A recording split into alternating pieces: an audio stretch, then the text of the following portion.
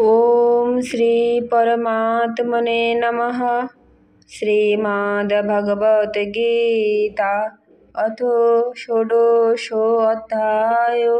दैवासुर सम्पदविभागो। श्लोक नंबर 1। श्री भगवान उवाच अभयं सत्त्वसंशुद्धिरो ज्ञानयोगो व्यवस्थेति दानं दमश्च अज्ञानश्च সদয়স্তু আর্জবন। অর্থাৎ শ্রী ভগবান বললেন, ভয়ের পরম অনুপস্থিতি, বিবেকের পরম পরিশোধন, তত্ত্বজ্ঞানের জন্য ধ্যান যোগে দৃঢ় অবস্থান, সাত্ত্বিক দান, ইন্দ্রিয় দমন, যজ্ঞ, বেদ শাস্ত্রাদি অধ্যয়ন, স্বধর্ম পালনের জন্য কষ্ট সহ্য করা এবং শরীর মন কথার সরলতা। ভগবত শ্লোক নম্বর 2। অহিংসা সত্যম ক্রোধশ ত্যাগশ শান্তির্পৈশুনম দয়া ভূতেষু লোলুপ্তম মার্দভম হৃরোচাপলম। অর্থাৎ কায় মনোবাক্যে কাউকে কোনোভাবে কষ্ট না দেওয়া, যথার্থ প্রিয় ভাষণ, নিজের প্রতি অপরাধকারীর প্রতিও ক্রোধ না করা, সকল কর্মে কর্তৃত্বাভিমান ত্যাগ করা, চিত্ত চাঞ্চল্যের অভাব, পর নিন্দা বর্জন, সর্বভূতে দয়া, বিষয় সমূহের সঙ্গে ঐন্দ্রিয়াদি সংযোগ হলেও আসক্ত না হওয়া, কোমলতা ও লোক ও শাস্ত্রব্রত আচরণ, লজ্জা এবং ব্যর্থ চেষ্টার অভাব। শ্লোক নম্বর 3। তেজঃ ক্ষমা ধৃতিঃ শৌচম অদ্রহ নাভিমানিতা ভবন্তি সম্পাদন দৈবীম অভিজাতস্য ভারতঃ। অর্থাৎ তেজ, ক্ষমা, ধৈর্য, বাহ্যাভ্যন্তরের শুদ্ধি, শত্রুভাব শূন্যতা এবং নিজের মধ্যে পূজ্য ভাবের অনভিমান। হে ভারত, এই সমস্ত হল দৈবী সম্পদযুক্ত পুরুষদের লক্ষণ। যোগ। শ্লোক নম্বর 4। দম্ভ দর্পঃ অভিমানশ্চ ক্রোধঃ পারুষ্যমেব চ অজ্ঞানশ্চাভিজাতস্য পার্থ সম্পদমাসুরীম। অর্থাৎ হে পার্থ, দম্ভ, দর্প, অভিমান, ক্রোধ, নিষ্ঠুরতা ও অজ্ঞান এই সকল হল অশরীরী সম্পদসহ জাত পুরুষদের লক্ষণ। শ্লোক নম্বর 5। দৈবী সম্পদি মোক্ষায় নিবন্ধায় সুরীমতা মা শুচো সম্পদন দৈবীম অভিজাতোষি পাণ্ডব। অর্থাৎ দৈবী সম্পদ সংসার বন্ধন হতে মুক্তির হেতু এবং আসুরী সম্পদ সংসারে বন্ধনের কারণ। হে অর্জুন, তুমি শোক করো না, কারণ তুমি দৈবী সম্পদ নিয়ে জন্মেছ। শ্লোক নম্বর 6। দ্বৌ ভূতৌ সর্গৌ লোকেস্মিন দৈব আসুর এব চ দৈব বিস্তরশো প্ৰোক্তো আসুরম পার্থ মে শৃণু। অর্থাৎ হে পার্থ, মানুষের স্বভাব দুই প্রকারের হয়ে থাকে, এক দৈবী প্রকৃতি সম্পন্ন এবং অপরটি আসুরী প্রকৃতি সম্পন্ন। এদের মধ্যে দৈব প্রকৃতি সম্পন্ন মানুষদের কথা বিস্তারিতভাবে বলেছি। এইবার আসুরী প্রকৃতি সম্পন্ন মানুষের কথা বিস্তৃতভাবে আমার নিকট শোনো। শ্লোক নম্বর 7। প্রবৃত্তিঞ্চ নিবৃত্তিঞ্চ জনান বিদুরাসুরাঃ ন শৌচং নাপি চাচারো ন সত্যেন তেষু বিদ্যতে।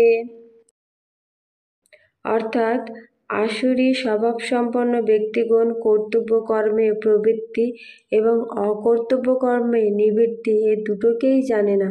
তাই তাদের মধ্যে বাহ্যাভ্যন্তরের শুচি নেই, সদাচার নেই এবং সত্য ভাষণও নেই। শ্লোক নম্বর 8। অসত্য तं प्रतिष्ठां ते अपरस्परसम्भूतां जगत्ताहुरनिश्चरम् কিমন্নত কাম হইতুকাম। অর্থাৎ এই অশরীর প্রকৃতির মানুষেরা বলে এই জগৎ ধর্মাধর্মের ব্যবস্থাহীন, সত্যশূন্য এবং কর্মফলদাতা ঈশ্বর বলে কেউ নেই। শুধু কামবশত স্ত্রী পুরুষের সংযোগেই এই উৎপন্ন, এছাড়া আর কিছুই না। শ্লোক নাম্বার 9। এতান দৃষ্টিমভষ্টব্য নষ্টাত্মানল্পবুদ্ধায়াঃ প্রভাবান্তগ্রহকর্মাণঃ ক্ষয়ায় জগৎহিতায়।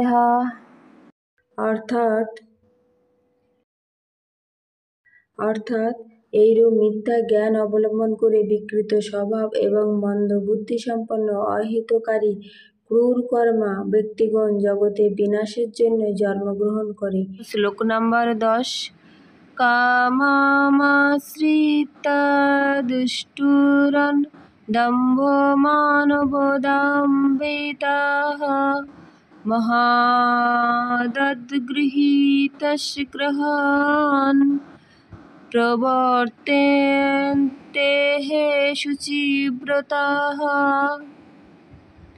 অর্থাৎ এইসব দুষ্পূরণীয় বাসনায় পূর্ণ দম্ভ, অভিমান ও মদযুক্ত মানুষেরা অজ্ঞানবশত অসৎ সিদ্ধান্ত গ্রহণ করে ভ্রষ্টাচারে প্রবৃত্ত হয়ে সংসারে বিচরণ করে। শ্লোক নাম্বার 11। চিন্তাং পরিমেয়ঞ্চ প্রলয়ান্তমুপাশ্রিতাঃ কাময়োপভোগপরমা এতদ্বদিতি নিশ্চিতাঃ। অর্থাৎ মৃত্যুকাল পর্যন্ত এরা অসংখ্য চিন্তার আশ্রয় নিয়ে বিষয়ভোগে রত থাকে ও এটাই সুখ এইরূপ মনে করে থাকে। শ্লোক নাম্বার 12।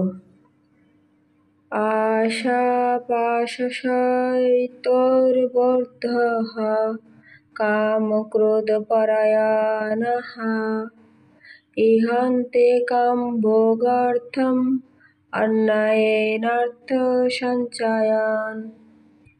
অর্থাৎ তারা অসংখ্য আশা অর্থাৎ কামনার জালে আবদ্ধ থেকে এবং কাম ও ক্রোধের অধীন হয়ে বিষয়ভোগের জন্য অসৎ উপায়ে অর্থ সংগ্রহে রত থাকে। শ্লোক নাম্বার 13। ইদমদ্য ময়া লব্ধম ইমং প্রাপ্স্যে মনোরথম ইদমস্তীদমপি মে ভবিষ্যতি পুনর্ধনম।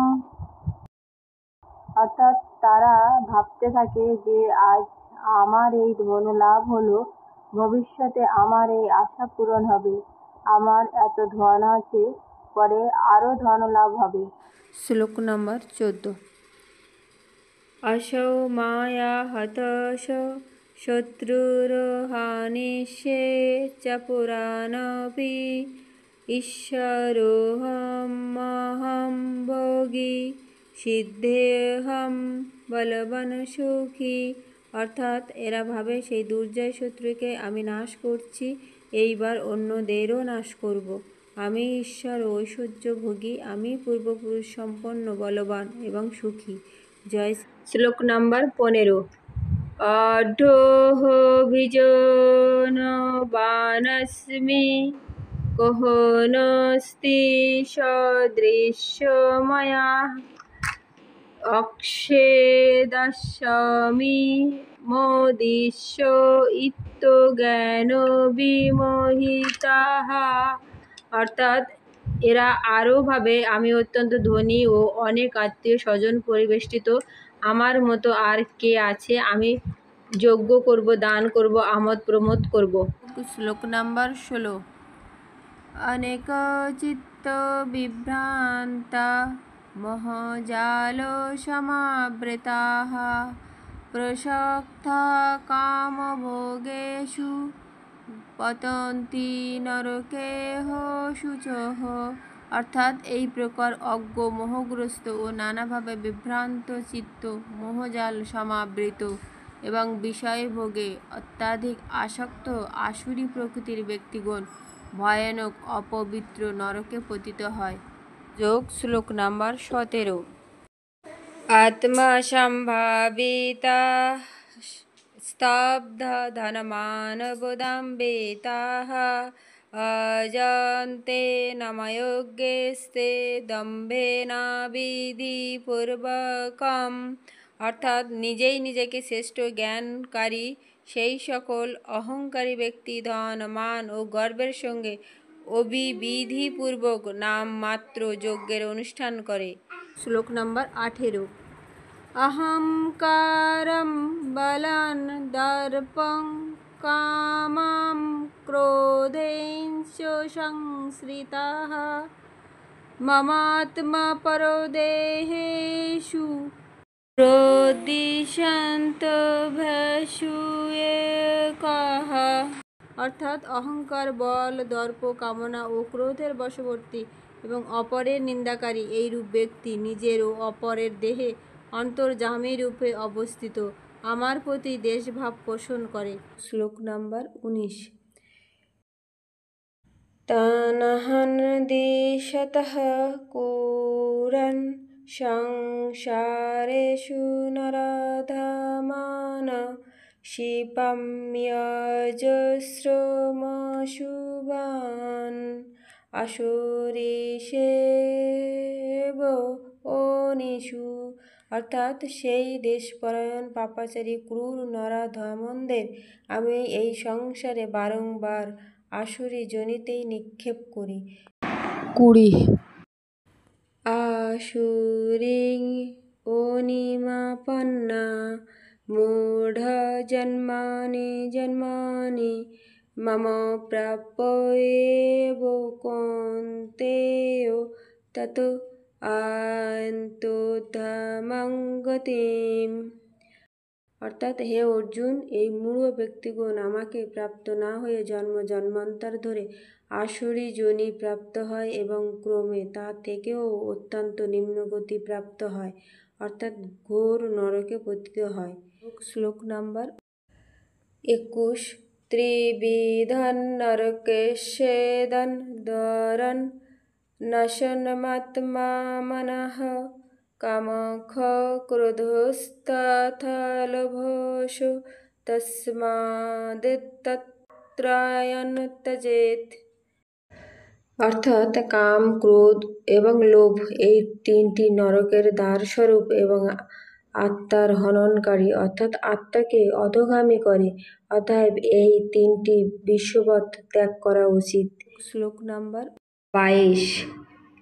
এতৈর্বিমুক্তঃ কৌন্তেয় তমোদ্বারৈস্ত্রিভিঃ নরঃ আচরত্যাত্মানঃ শ্রেয়সো ততো याति পরমাং গতিম। অর্থাৎ হে অর্জুন, এই তিন নরকের দ্বার হতে মুক্ত ব্যক্তি নিজ কল্যাণ সাধনে সমর্থ হন, সেই জন্য তিনি পরম গতি প্রাপ্ত হন, অর্থাৎ আমাকে লাভ করেন। নাম্বার 23। অশাস্ত্রবিধিমুৎসৃজ্য বর্ততে কামকারতঃ নশ সিদ্ধিমাপ্নোতি ন সুখং ন পরং গতিম। অর্থাৎ যে ব্যক্তি শাস্ত্রবিধি ত্যাগ করে স্বেচ্ছাচারী আচরণ করে সে সিদ্ধি লাভও করে না আর পরম গতি অর্থাৎ আমাকেও প্রাপ্ত হয় না। শ্লোক নাম্বার 24। তস্মাৎ শাস্ত্রং প্রমাণন্তে কায়ো ব্যবস্থিতৌ জ্ঞাত্বা শাস্ত্রবিধানোক্তং কর্ম কর্তুমিহার্হসি।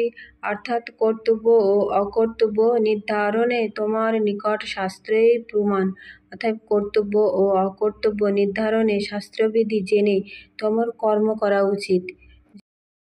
ওম তৎসদিতি শ্রীমদ্ভগবদ্গীতাসু উপনিষৎসু ব্রহ্মবিদ্যায়াং योगशास्त्रे श्रीकृष्णार्जुनसंवादे दैवासुरसम्पदि भाग योगो नाम षोडशोऽध्यायः। ॐ श्रीकृष्णार्पणमस्तु। हरये नमः। हरये नमः। हरये नमः।